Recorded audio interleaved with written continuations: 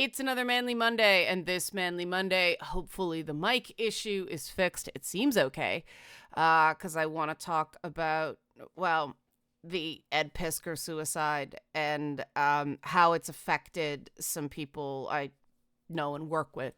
And for those who don't know, Ed Piskor was a comic book artist. He did some work for Marvel. He had a YouTube channel called Cartoonist Kafabi. I never know how to say K-Fabi. That's right. I always get that wrong. Sorry, Canadians and A's. But he died by suicide after... I feel bad repeating these accusations, but I will repeat the accusation that he was grooming a 17-year-old during COVID lockdowns. Now, the evidence for this is, was selected screenshots of DMs of some kind. We have his side of it because he left a suicide note on Facebook. And I know people who are absolutely rocked by this because, and this is the difficult part, what he is accused of is he was stupid, as he said himself.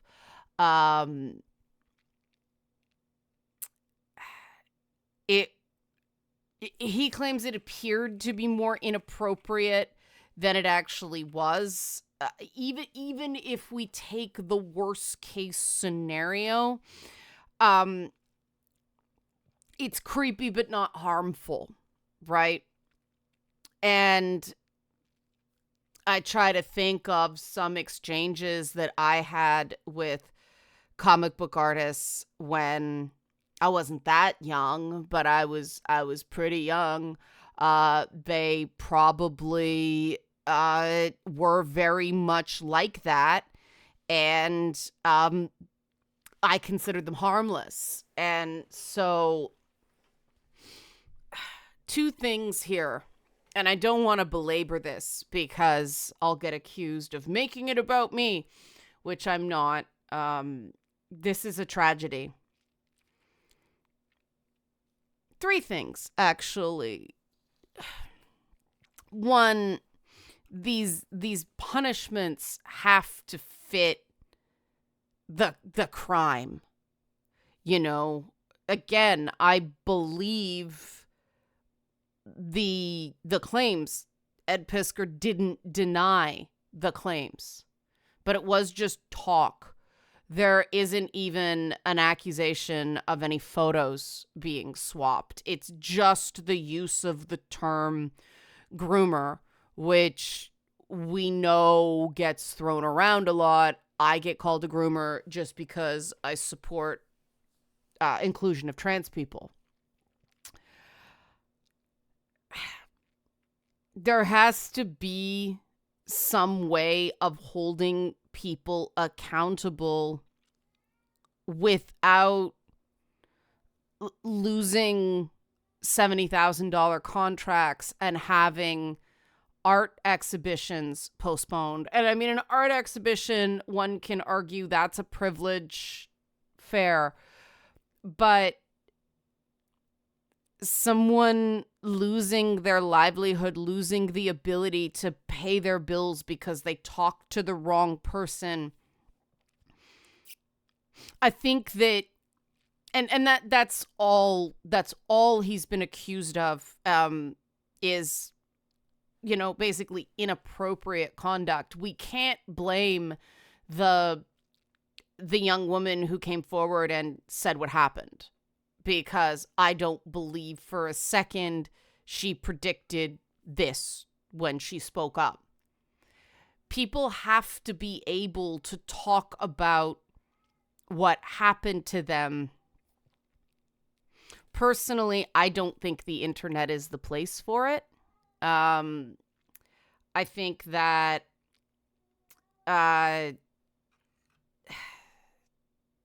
we need some in-between phase, because most people don't have a lot of in-person friends, especially introverted people.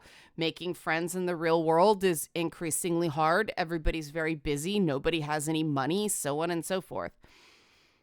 We need some in-between, between everything being completely public and every accusation having to be public, and every accusation being the equivalent of an accusation of criminality, which there was no intent with that here. And silence, feeling silenced. And, the thing in Ed Piskor's suicide note was, no one's going to believe me. It doesn't matter what I do. And that is a horrendous feeling. That, quite frankly, is worse than the humiliation. 'Cause it rocks your sense of fairness in the world. And I keep going back to the fact that we need these enclaves. We need these groups that we hold each other accountable, but we also support each other. I mean, I come at this from a group where we, joke about beating each other with slippers. And that's just, to make our point. I will beat you lovingly but firmly. Kind of, obviously we're not talking about physical beatings. That's just our shorthand of going, no, I'm telling you not to do this, right? And it's important to have that, because it's like, that's our way of saying, I don't agree with this thing, but you are still my friend. I still like you. I will still support you. And everything seems to be so conditional now. And that, I think, it's happened to me multiple times. The difference between me and some of these others is I am not a trusting person. It doesn't mean that, you have trust issues, work on those. No, it's not that sort of thing. It's, I understand. I've been in entertainment since I was 9. And so I know that it's very rare that you will meet someone in these circles who is a ride or die. And I was fortunate to know, still know, though everybody's really busy and we don't talk much. I know some absolutely fabulous creators. Unfortunately, a lot of them are gone. Rest in peace, George Perez. Rest in peace, Darwin Cook. Frank Cho, hell of a guy. And we do exist in this place, especially with the artists. Though, the cancellation of Warren Ellis was pretty spectacular as well. There is this thing about an artist's appreciation of the female form, and the understanding of that has shifted. It's really dicey, right? It's different people have different ideas of what things mean online, and this isn't the place to get into that. I want to focus on, so the first thing is, the punishment has to fit the crime. The accuser brought forth screenshots. He said they were taken out of context. I believe both of them. There's a degree of subjectivity here. Someone has the right to say these communications went over the line. I was only 17. The other person has the right to say, I meant nothing by it. I meant no harm. Both people are telling the truth, right?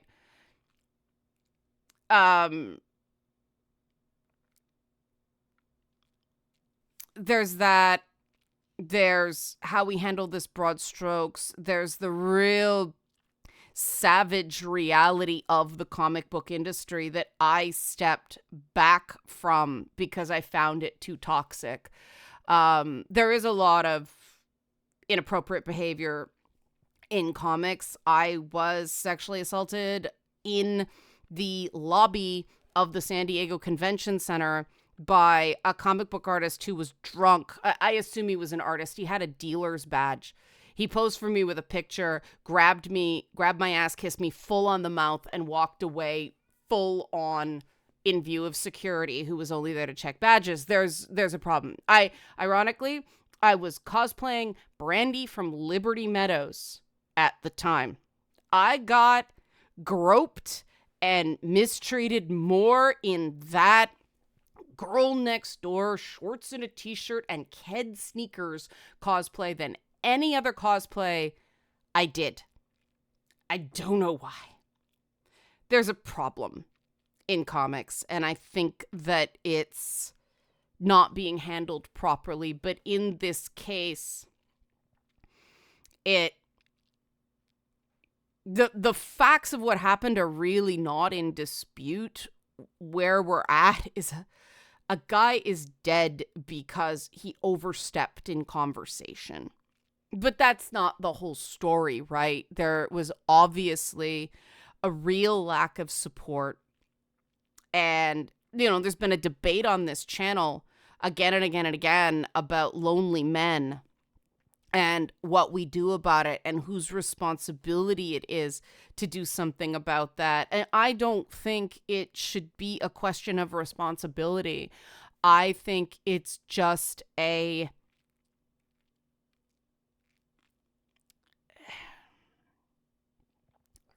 if it's just a responsibility, if you're doing it because you have to, then these guys can never feel like you want to.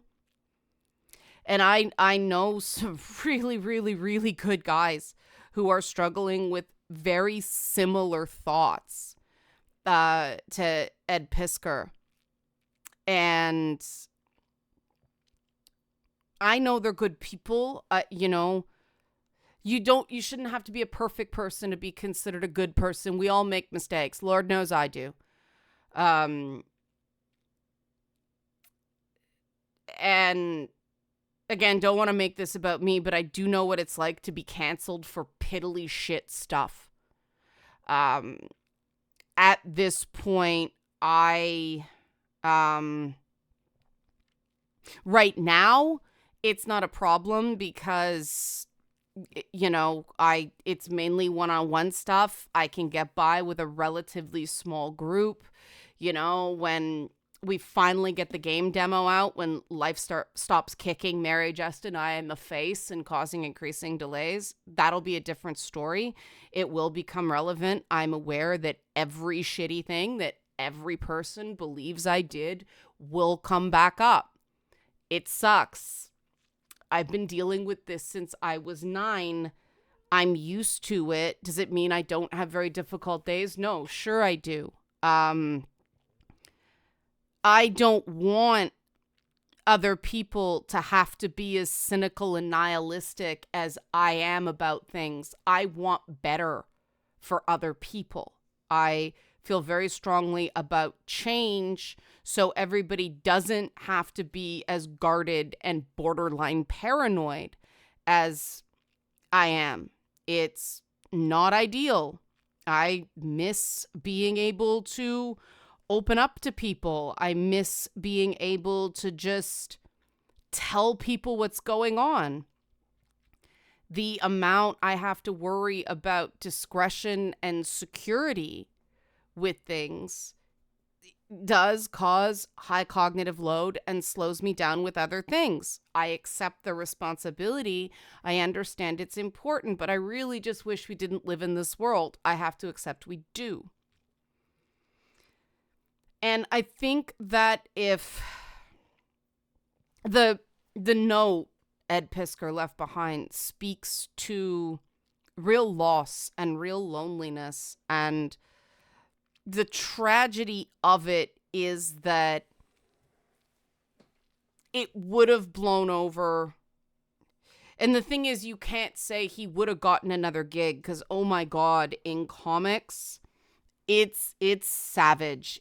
There's just not enough work to go around, and so much stuff is free on the internet that it's not so easy to say he would have gotten another gig. That possibly not. I mean, that's the shitty thing. But the point is, he just hit the end of his rope, and people do. And it's a community failure. It's a community solution. We can't bring him back. But I didn't know him personally, so this is just from what I've read.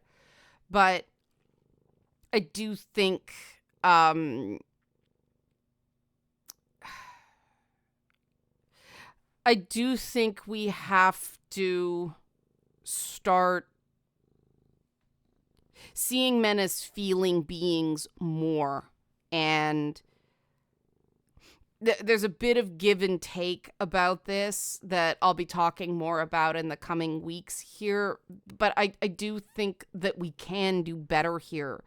I think that especially writers and artists and people who, because of the nature of their professions and the nature of their personalities, spend a lot of time alone and what-ifing. Creators what-if a lot. And ideally, that's the thing. If somebody's a really big name, they have management, they have agents, they have people that they strategize with that, ideally support them, act as a buffer between them and the absolutely scathing, unfair criticism that comes with doing this stuff. And I mean, I was a small-time independent comic book writer, and that alone, holy shit, the shit people say about shit. Like I said, I stepped away from comics because the community is too fucking toxic. The fact that on the worst day in video games, I'm like, this is still better than the shit I had to deal with in comic books, says a lot. There's a reason I stay here despite all the bullshit. But I do think that, please reach out to people. You do not have to take unlimited amounts of crap from someone just because they're struggling. I want to say that. There is a responsibility. Boundaries are important. I think maybe the first step is doing some boundary workshops. I don't know, maybe. That's where my gut is now. But in the meantime, while we organize that, please,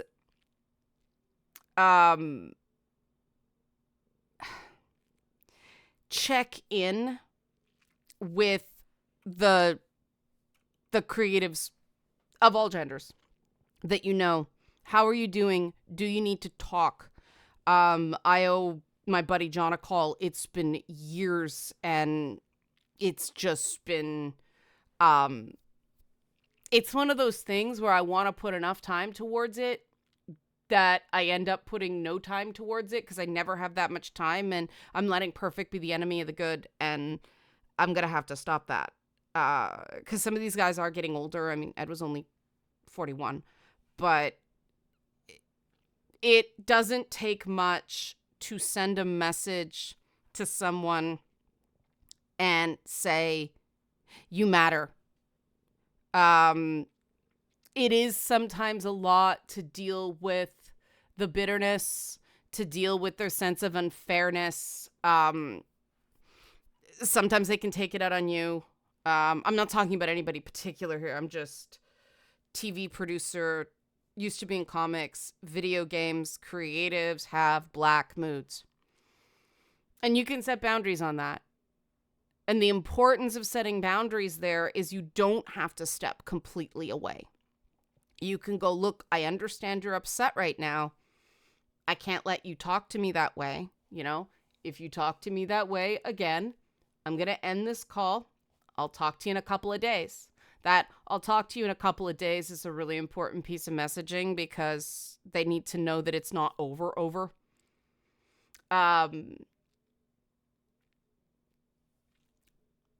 Ed's gone. It's awful. We can prevent other things of this kind from happening. I do believe it costs you nothing to check in with the people you can check in on. We can't save the world. It's too big. We have to go back to that Silver Age concept of heroism where it was just about saving one kidnapped school bus instead of the entire world or the entire universe or multiple galaxies. Those individual little community improvements need to matter more. The individual needs to matter more. I really think that. I'm not gonna do the help support this channel or anything like that on this video. I'm not gonna monetize this video. The typical links in the description box are below if you so choose, but you know, that's not what this is about. Check in with somebody today, please. Just give them a few minutes to talk. All right. Thanks, everybody. Hopefully your day goes well.